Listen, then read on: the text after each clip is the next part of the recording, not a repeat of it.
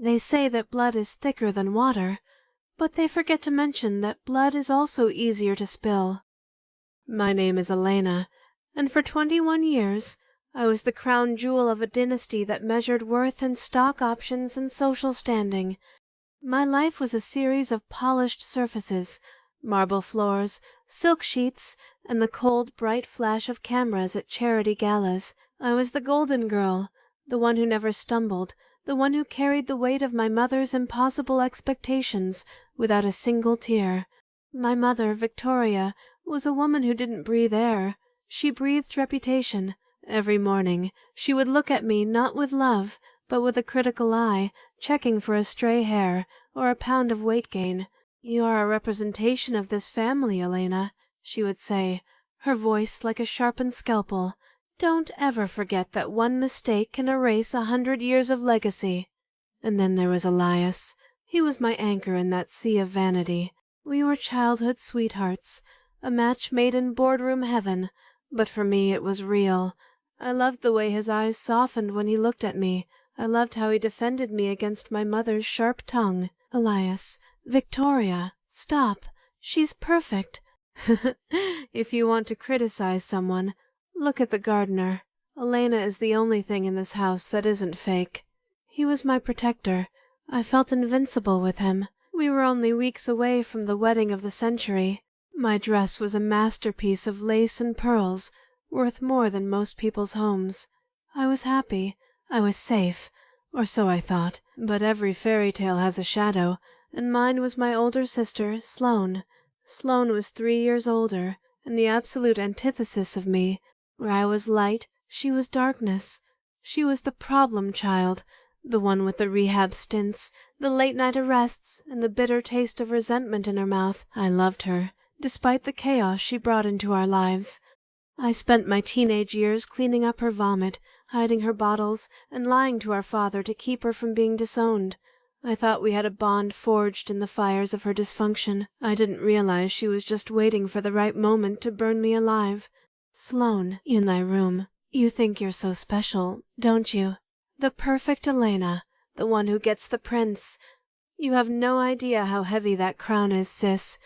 One day you're going to trip, and I want to be there to see your face when the floor isn't there to catch you." I laughed it off. I thought it was just the bitterness talking. A week before the wedding, she came to me, looking sober and vulnerable. "Sloane, Elena, I'm tired of fighting. You're leaving this house. You're becoming a wife. Can we have just one night? No parents, no Elias, no cameras. Just two sisters getting a drink at a club like normal people. My peace offering. Please." I wanted a sister more than I wanted a perfect wedding. I said yes. I didn't know I was walking into a trap that had been set for months. The club was a neon-drenched nightmare called The Void. Sloane was pouring drinks fast, her eyes glinting with a strange fever. Sloane, to the bride! May she finally get exactly what she deserves. I took a sip of the cocktail she handed me. It tasted metallic, sweet but wrong. Within 15 minutes, the music began to sound like it was vibrating inside my skull. The lights became jagged streaks of white. My limbs felt like they were made of lead. "Sloane, I don't feel right. Everything is tilting." "Sloane, it's just the stress, Elena. Just relax. Oh, look who's here. It's Julian. Remember him? He's going to take care of you." Julian, a man Sloane had dated, a man my family had insulted and kicked out of our circle years ago.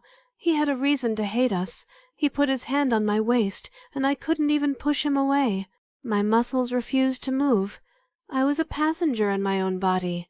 I remember the cold night air, the smell of his cheap cologne, and the terrifying realization that I was disappearing. I woke up the next morning to the sound of a dripping faucet. My head felt like it had been split open with a rusted blade. I was on a leather sofa that felt like plastic. The air smelled of stale smoke and old grease. I scrambled up, my heart hammering a frantic rhythm against my ribs. Julian was sitting at a small table, calmly drinking coffee. "Julian, sleep well, princess? You were quite the talker last night. Too bad Elias couldn't hear the things you said about him. Elena, What happened? Where is Sloane? Why am I here? Julian, you're here because you wanted to be. At least, that's what the photos say. Home. He tossed his phone onto the table. There were photos, dozens of them. Me, draped over him in the back of a cab. Me, laughing, or was I grimacing, as he kissed my neck. In the photos, I looked drunk, messy, and devastatingly guilty. My phone was dead. I grabbed my bag and ran. I didn't even have shoes on. I had lost them somewhere in the haze. I took a cab home, praying that I could explain. When I walked through the front doors of our estate, the silence hit me like a physical blow. The entire family was gathered in the foyer. My parents, Elias, and his parents. They were all standing there like a jury. Sloane was tucked into the corner, a handkerchief pressed to her eyes. Elias, I was drugged. I don't know what happened. I woke up at Julian's. Stop. Just stop, Elena. His voice wasn't angry. It was empty. That was worse. Elias, Sloane told us everything. She tried to stop you. She told us how you laughed at her when she tried to drag you out of that club. She told us you've been seeing Julian for weeks because you were bored of our sterile life. She's lying. Sloane, tell them. You gave me that drink. Sloane, how can you do this to me? I tried to save you. I followed you to his apartment. I begged you to come home. You told me you hated Elias. You said he was a suit with no soul. I looked at my mother. I reached out for her hand, hoping for the woman who had tucked me in as a child. She stepped back as if I were a pile of rotting garbage. Mother, you are a disgrace. You didn't just break a contract. You humiliated our name. Do you have any idea what the press will do with this? Julian has already started leaking stories. You've turned our legacy into a joke. Elena, Mom, I'm your daughter. I'm telling you, I was drugged. Look at me. Mother, I am looking at you, and all I see is a girl who had everything and threw it away for a thrill. You are no longer a part of this family. I will not have my reputation destroyed by your filth. She turned to the butler, her voice cold and professional. Mother, gather her things. 2 suitcases. Anything left behind is to be burned on the lawn. Elias, I am deeply sorry for the pain this creature has caused you. Elias, looking at me for the last time, I thought you were the one thing in my life that was real, Elena. But you're just a better liar than the rest of them. Don't ever contact me again. Within an hour, I was standing on the sidewalk. 2 suitcases and $40 in my purse. My mother stood at the window, watching me. She didn't wave. She didn't cry. She just drew the heavy velvet curtains shut. My life, as I knew it, was over. The first month of exile was a master class in human cruelty. I learned very quickly that when you lose your status, you lose your humanity in the eyes of everyone you once knew. I tried to call my aunts, my cousins, my best friends from the country club. The responses were always the same, a cold click of the hang-up, or a lecture on how I had broken my mother's heart. I spent my first nights in a bus station, clutching my 2 suitcases as if they were my own severed limbs. I watched people who looked like the old me, walk past with expressions of pure disgust. I was no longer Elena the heiress. I was a cautionary tale. I was a stain. By the second month, my $40 were gone. I sold my engagement ring to a pawn shop for $300, a ring that cost $50,000. The man behind the glass laughed when I told him its real value. Pawnbroker. Honey, in this neighborhood, a diamond is just a rock. Take the cash, or get out. I took the cash. I moved into a hostel that smelled like ammonia and old sweat. I shared a room with 6 women, each with a story more tragic than mine. I worked 3 jobs. During the day, I cleaned the floors of a shopping mall. At night, I delivered flyers in the freezing rain. In between, I washed dishes at a diner where the grease seemed to seep into my very bones. The lowest point came on Thanksgiving. I was walking past a high-end restaurant, my hands cracked and bleeding from the cleaning chemicals, when I saw them through the window. My family. My parents were at a long table, laughing with Elias's parents, and there, sitting in my chair, wearing the necklace I had left behind, was Sloane. She was leaning over, whispering something into Elias's ear. He wasn't smiling, but he wasn't pulling away either. I stood there in the rain, a ghost watching the living. I realized then that they weren't just moving on, they were replacing me. Sloane hadn't just stolen my reputation, she was auditioning for my life. Elena, they didn't just believe the lie, they wanted the lie. It was easier for them to have a fallen daughter than to face a monster daughter like Sloane. That was the night the Elena who cried died. I realized that tears didn't pay for a bus ticket. I stopped looking at the ground. I started looking at the world like a hunter. I moved to a city 4 hours away, where no one knew the name Victoria's Disgrace.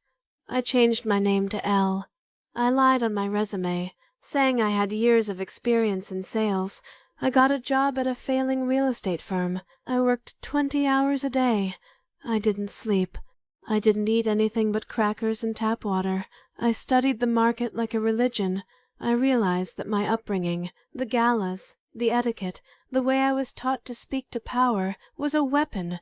I started selling houses that no one else could move. I became a shark. Within 18 months, I had made my first $1 million in commissions. I didn't buy a house. I bought a penthouse in the tallest building in the city, with windows that looked down on everyone. I wasn't just back. I was better. I was untouchable. 2 years and 3 months. That's how long it took for the past to come knocking. I was standing in my office, overlooking the skyline, when my assistant told me a man named Elias was in the lobby. He didn't have an appointment. Elena, send him up and tell security to wait outside the door. When Elias walked in, I almost didn't recognize him. He looked gray. His suit was expensive, but it hung off him as if he had lost weight he couldn't afford to lose. He looked at my office, the Italian marble, the floor-to-ceiling glass, and then he looked at me. I was wearing a suit that cost more than his car. I didn't stand up. Elias, Alana, or Elle, I guess they call you now. Sarah told me where you were. She felt guilty for turning her back on you. You have 60 seconds, Elias. I have a closing at 4. Elias, his voice trembling, Sloane got married last month to a senator's son. She got drunk at the rehearsal dinner, bragging drunk. She started talking about how easy it was to fix her life. She told the whole table how she drugged you, how she paid Julian 20 grand to stage those photos.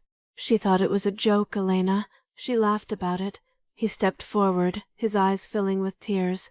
Elias, my parents, your mother, they're all in shock. Your mother has been in her room for 3 days. She wants to see you. She wants to apologize and bring you home. She wants to hold a press conference to clear the air. I felt a laugh bubble up in my chest. It was a cold, dry sound. A press conference? She doesn't want her daughter back, Elias. She wants her reputation back. She realized she threw away the wrong trophy, and now she wants to put me back on the shelf. Elena, I'm so sorry. I should have known. I should have fought for you. I've lived in regret every day since you left. No, you haven't. I saw you in Aspen 2 years ago. I saw you at dinner with Sloane while I was sleeping in a shelter. You didn't regret me then. You only regret me now because you know the truth. You're not sorry you lost me. You're sorry you were wrong. I stood up and walked to the window. Tell my mother that Elena is dead. She burned her clothes on the lawn, remember? Tell Sloane I hope she enjoys her marriage. I'm sure it's built on the same honesty she used on me. And you, Elias, you're the most pathetic of them all. You were supposed to be my anchor, but you were just a weight that dragged me down. Elias, please, Elena, we can fix this. We can go back. Elena, go back to what? To a family that leaves their own for dead because of a photo? To a man who doesn't even know the heart of the woman he's about to marry? I spent 2 years building a world where your opinion doesn't matter. Why would I ever want to go back to yours? I buzzed my assistant. Elias is leaving. And if he, or anyone from his family, ever steps foot in this building again, sue them for harassment. I don't care about the cost. I didn't watch him leave. I didn't need to. As the door clicked shut, I looked at my reflection in the glass. I wasn't the golden girl anymore. I was a woman who had walked through hell and realized she liked the fire. The best revenge isn't a press conference. It isn't an apology. It's being so successful that the people who broke you become nothing more than a footnote in your biography.